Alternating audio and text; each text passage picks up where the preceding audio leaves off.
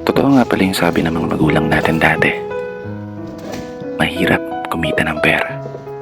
Kaya naman, lagi nilang paalala, anak, mag-aral ka ng mabuti. Dahil yan lang ang sandata na maaari naming maipamana sa'yo. Isang sandata na magagamit mo sa mga panahong wala na kami sa tabi mo. Para gabayan ka o itama yung mga mali na pwede mong maging desisyon.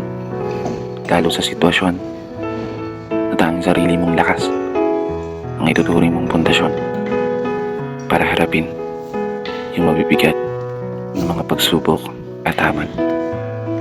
Tama talaga kayo. Tama lahat ng mga sinabi nyo.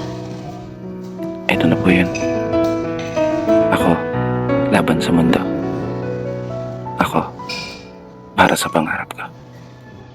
Di ko may tatanggi. Minsan ko na rin hiniling ang mabilis na paglaki. Dahilan para ang inyong mga pamana at paalala ay nagawa akong may sandali.